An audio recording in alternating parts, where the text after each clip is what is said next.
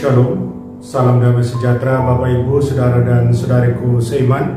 Senang berjumpa kembali dengan Anda dalam permenungan harian Sabda Tuhan, Embun Sabda, Minggu Prapaskah kelima di tahun C, tanggal 3 April 2022. Semoga Anda dalam keadaan sehat walafiat, tetap semangat, tetap tersenyum, dan tetap berpengharapan pada Tuhan kita Yesus Kristus. Anda selalu dalam lindungan kasih Tuhan. Buat saudara dan saudariku yang sakit, saya berdoa dalam nama Tuhan Yesus, Anda sembuh. Saudara dan saudariku seiman, di hari Minggu Prapaskah kelima, gereja mengajak kita merenungkan 3 bacaan suci. Bacaan pertama dari kitab Yesaya, bab 43, ayat 16 sampai 21. Bacaan kedua dari surat Rasul Paulus kepada jemaat di Filipi, bab 3, ayat 8 sampai 14. Sedangkan bacaan Injil diambil dari Injil suci menurut Yohanes, bab 8, ayat 1 sampai 11. Saudara dan saudariku seiman, saya ajak Anda hari ini merenungkan tema Sabda Yesus, "Aku pun tidak menghukum engkau. Pergilah dan jangan berbuat dosa lagi mulai dari sekarang."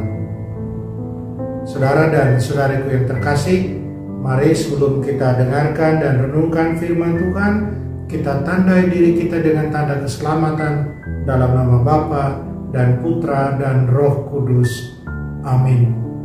Injil suci menurut Yohanes, bab 8 ayat 1 sampai 11.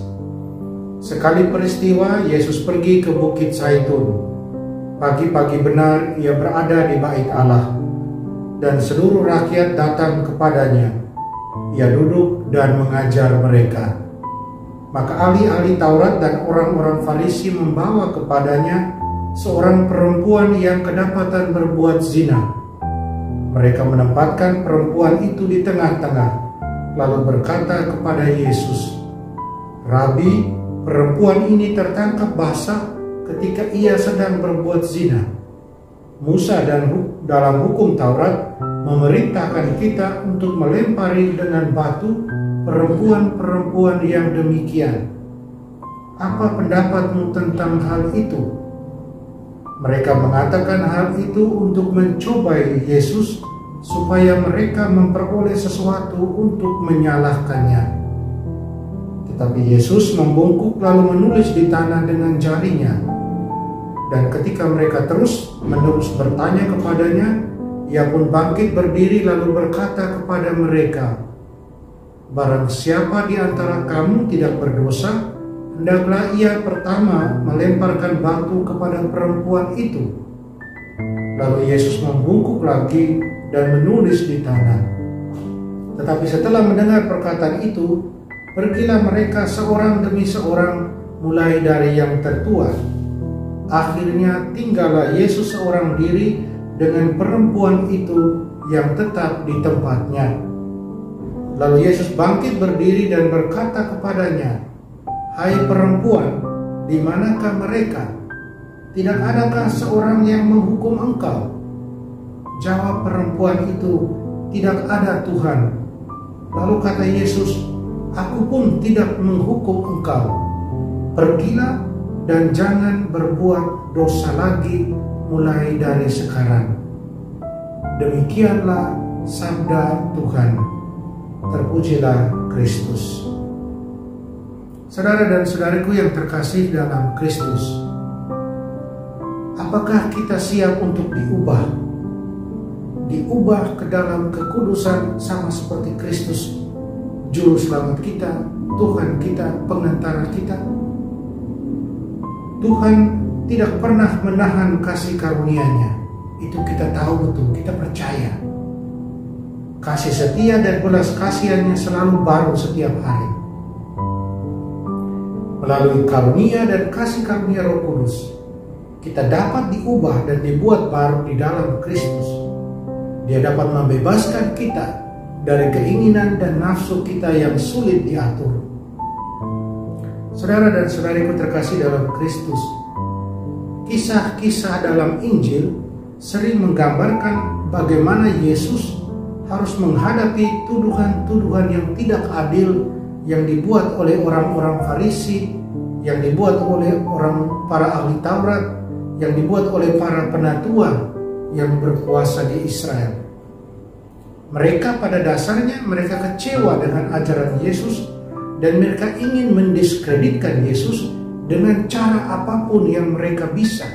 Mereka menggunakan segala kemampuan kuasa mereka agar mereka bisa mendiskreditkan Yesus. Mereka tidak hanya ingin membungkamnya, tetapi mereka ingin juga menyingkirkannya karena klaim-klaim Yesus yang menurut mereka berbahaya. Klaim Yesus yang menyebutkan dia setara dengan Allah. Dan dalam hidup mereka orang Yahudi, ketika dilema moral atau pertanyaan hukum yang sulit muncul, biasanya mereka akan membawa masalah itu kepada seorang rabi untuk diambil keputusan. Ahli-ahli Taurat dalam Injil dan bersama orang Farisi, mereka membawa kepada Yesus seorang wanita yang tertangkap basah sedang berzina. Dalam Injil kita dengar Yohanes menulis bahwa mereka ingin mencobai Yesus dengan masalah itu menggunakan hukum Musa, hukum Taurat, sehingga mereka kemudian memiliki tuduhan untuk melawan Yesus, untuk menyalahkan Yesus. Hukum Yahudi memperlakukan perzinahan sebagai satu kejahatan serius karena melanggar ketetapan Allah dan mendatangkan malapetaka pada stabilitas pernikahan dan kehidupan keluarga. Itu adalah salah satu dosa terberat yang bisa dihukum mati. Salah satu dari 3 dosa terberat. Jika Yesus berkata wanita itu harus diampuni, dia akan dituduh melanggar hukum Musa, hukum Taurat. Jika dia berkata wanita itu harus dirajam, yang pasti dia akan tidak konsekuen dengan hidupnya yang penuh dengan belas kasihan, dengan hidupnya yang adalah sahabat dari para pendosa. Yesus pintar, dia luar biasa. Yesus melakukan sesuatu yang tidak terduga. Dia menulis di pasir. Kata menulis di sini digunakan dalam teks Injil menggunakan arti harafiah. Yesus menuliskan catatan tentang seseorang. Mungkin Yesus sedang menulis daftar dosa para penuduh yang berdiri di hadapannya. Yesus sekarang mengalihkan tantangan kepada para penuduhnya dengan sabdanya, siapa yang merasa tidak berdosa, hendak dia yang pertama melemparkan batu kepada wanita yang berzina itu. Silakan lempari dia dengan batu. Kalau memang engkau tidak berdosa, engkau harus menjadi yang pertama yang melempar batu. Tuhan menyerahkan masalah ini kepada hati nurani mereka sendiri. Dan akhirnya terbukti mereka tidak mampu satu persatu meninggalkan Yesus dan si wanita tadi. Saudara dan saudariku terkasih dalam Kristus, ketika wanita yang berzina itu ditinggalkan sendirian dengan Yesus, Yesus mengungkapkan kemudian belas kasihannya. Aku pun tidak menghukum engkau. Pergilah dan jangan berbuat dosa lagi. Ahli-ahli Taurat, orang-orang Farisi, mereka ingin menghukum. Yesus tidak. Yesus ingin mengampuni, memulihkan orang berdosa, memulihkan mereka kembali kepada keutuhan mereka. Tantangannya melibatkan sebuah pilihan. Tantangan Yesus melibatkan pilihan untuk kembali ke jalan dosa dan kematian, ataukah menjangkau tawaran pengampunan, pemulihan dan kehidupan baru dari Allah dalam kerajaan damai dan kebenarannya. Yesus memberi si wanita pengampunan dan memulai hidup baru. Rahmat Tuhan, rahmat pengampunan memungkinkan kita untuk menghadapi dosa kita apa adanya. Dosa ketidaksetiaan kepada Tuhan.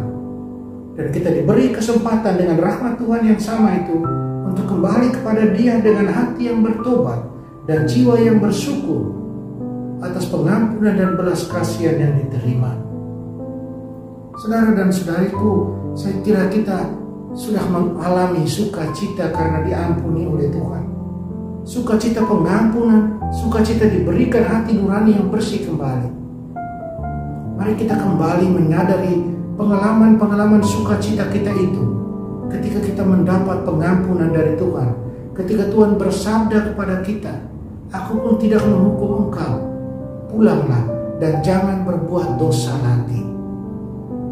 Semoga di masa prapaskah ini, di akhir-akhir masa prapaskah ini, kita sungguh menyadari kasih Tuhan yang mengampuni kita itu, dan kemudian kita bangkit kembali, memulai hidup baru dengan hati nurani yang bersih, berjalan terus menuju kekudusan dalam Kristus. Amin. Mari kita berdoa mohon kekuatan dari Tuhan. Allah Bapa kami merasa sulit untuk datang kepadamu, karena pengetahuan kami tentang Engkau tidaklah sempurna. Dalam ketidaktahuan kami sering membayangkan Engkau sebagai orang yang keras, sebagai orang yang kaku. Kami telah salah mengira bahwa Engkau senang menghukum dosa-dosa kami. Dan kami dengan bodohnya menganggap Engkau sebagai tirani atas kehidupan kami manusia. Tapi sejak kedatangan Putra-Mu di antara kami, Putra-Mu telah menunjukkan bahwa Engkau penuh kasih, bahwa Engkau berada di pihak kami melawan semua yang menghambat kehidupan, dan bahwa kebencian kami terhadap Engkau tidaklah berdasar. Jadi kami datang kepadamu Tuhan, Allah Bapa kami minta Engkau untuk mengampuni ketidaktahuan kami di masa lalu, dan biarlah kami dengan rahmat-Mu mengetahui lebih banyak tentang Engkau dan cinta pengampunan-Mu melalui Yesus Kristus, Putra-Mu, Tuhan dan pengantara kami. Amin. Mari kita mohon berkat dari Tuhan. Tuhan serta-Mu dan serta-Mu juga. Kita sekalian semua yang kita kasih dan sayangi, usaha dan karya kita dilindungi, dibimbing, diberkati Allah yang Maha Kuasa, Bapa dan Putra dan Roh Kudus. Amin. Saudara dan saudariku, jalanilah hari Minggu Prapaskah kelima ini dengan senyum.